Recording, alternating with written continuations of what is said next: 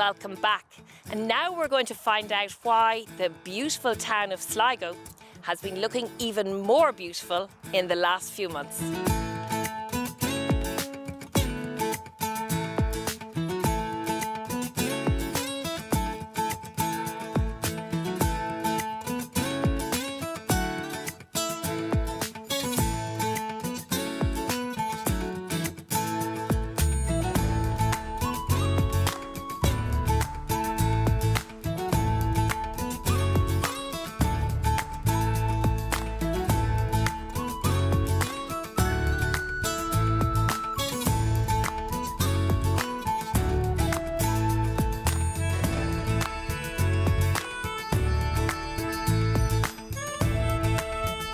Jim, thank you very much for joining us today in Irish TV. You were appointed chairman of the Sligo Tidy Towns Committee last August.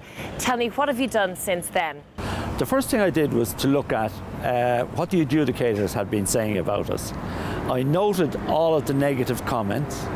I then went and I looked at what other big successful areas were doing that we were not doing. I merged both and had effectively a list of what needed to be done.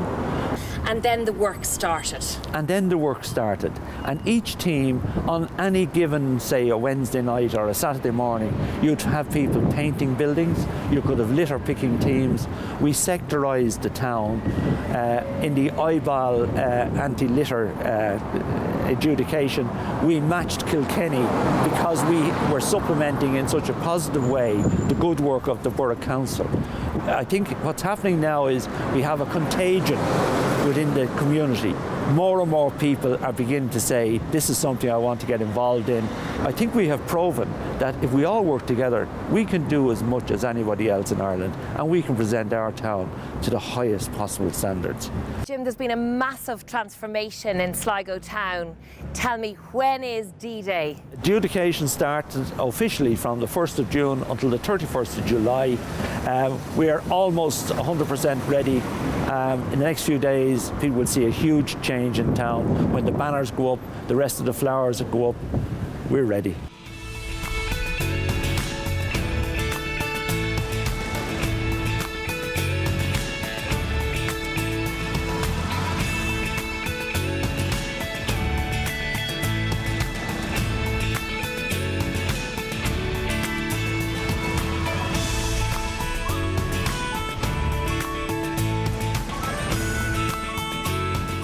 So Des, you're responsible for changing a lot of the facades of Sligo's buildings. How did you go about it? Well, at this particular project we had it because it's a pivotal building for all of Sligo. Because everybody that arrives by bus or train or by car will go by this one building. So we really want to make a big impression. And seeing as we are in Yatestown, we felt the most important thing was to get the Yates on the wall. And what about the other buildings, the ones you've transformed with painting? Well, we're trying to transform the town street by street. So we picked out the smaller streets, the ones that have been neglected down 2 years, whether it had been through the closing of commercial properties or whether it be their residential streets. We engaged with the people who own the buildings and we coordinated a plan. So far this year we've done 5 streets, top to bottom.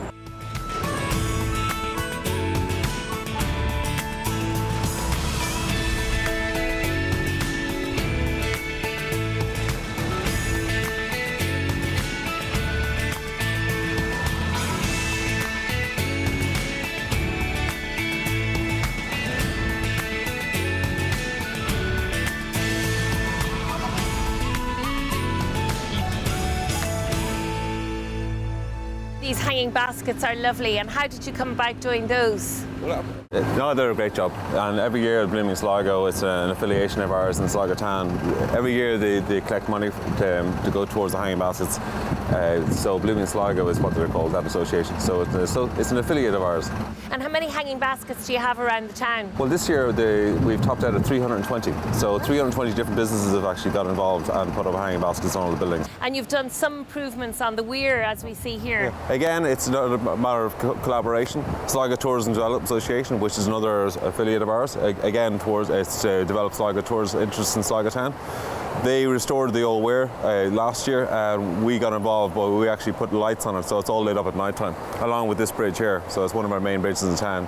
We used a low energy LED. Again, it's back down to reduce, recycle. So we use low energy lights for that, and we intend to light the next bridge up, the footbridge, this year.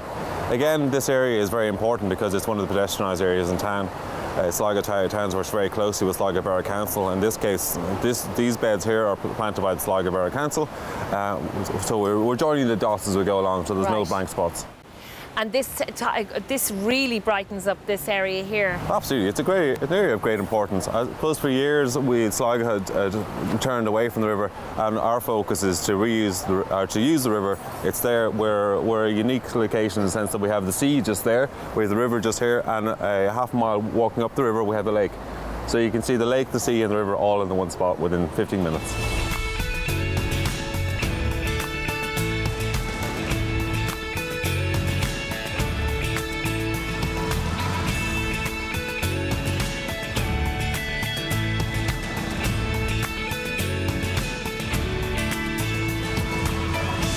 So you've got a very interesting garden in Doherty Park. Tell me about it. The Parks Department of the Sligo Borough Council decided to develop a part of the garden that was visually impaired. So it's all about the touch and senses and feel and smells, rather, because they obviously can't see it. But it's very interesting. It's a very interesting part of Sligo. Yeah. Here's another example. This is a case of the before Clare. These three of these buildings here, what you can see, they're a little bit scarred at the moment because we've already had them power washed ready for paint. So these are next on our list of things to do. So 1, 2, 3 buildings. Again, to brighten up this already beautiful area, but when you have something that takes away from that view, we'd like to clear that out as soon as possible. So in this case, it's actually this evening.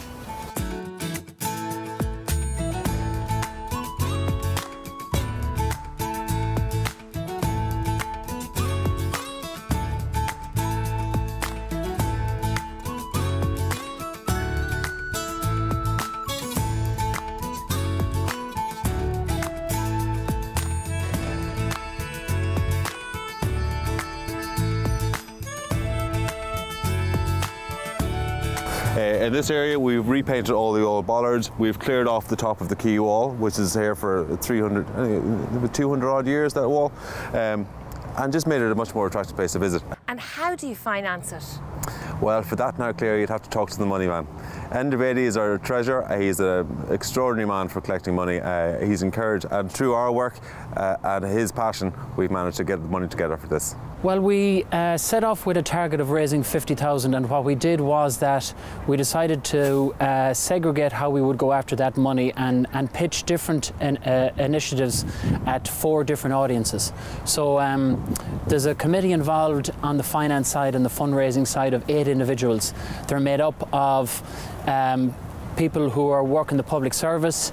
They're made up of people who work in recruitment agencies and in the private service who would have access to larger companies around Sligo, and they're also made up of other people who have large networks around the town. So to break down the fundraising target that we had, we went after public funding, and we did a number of draws to try to raise money in the private sector, which we're still working through. Our target of 50,000, thankfully we're at 47,000 at the moment, and we'll definitely get there. And have you had any commercial sponsors, or are they all private individuals? What we did was that we looked at the 3 or 4 parts of public funding, and we went after a goal of 10,000 there, and we were fortunate enough to receive 10,000 from Sligo Borough. And then we looked in the private sector, and we broke it into 3 initiatives, and we've completed 2 of them. The next big fundraising project that's coming up is a patron system. We're working on what it takes to be a registered charity, and we're going to have a patron system, so anybody in Sligo or anybody abroad can contribute on an ongoing basis to the various projects that we do. In working with other groups around the town in recent months, the FLA for the All Ireland FLA in August is doing a lot of fundraising. The Blooming Sligo, which contributes to the Tidy Towns adjudication, which is very important, they've done a lot of fundraising for the hundreds of hanging baskets that are now coming up around Sligo. And if somebody wants to get involved with the Sligo Tidy Towns Committee, or even wants to volunteer some money or some time, how would they get involved? The single best way to do it is to log on to www.sligotidytowns.ie, and they'll find everything that they need to know by going to that website. What would it mean for Sligo if we were to actually win an award?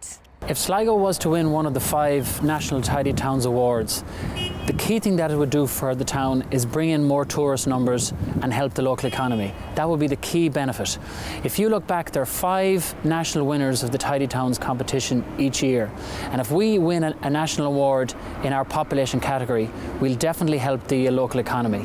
If you look back on the history of the competition, the 5 national winners each year, more people visit the town, they sell more bus tickets, train tickets and bed nights as a result of winning one of the national awards.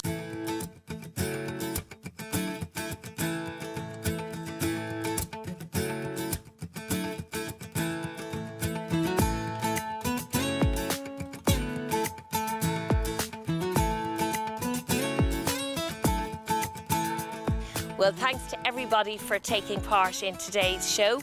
I'm afraid that's all we have time for this week. Join us again next week for more stories from Sligo, Sloan, agus Bannacht.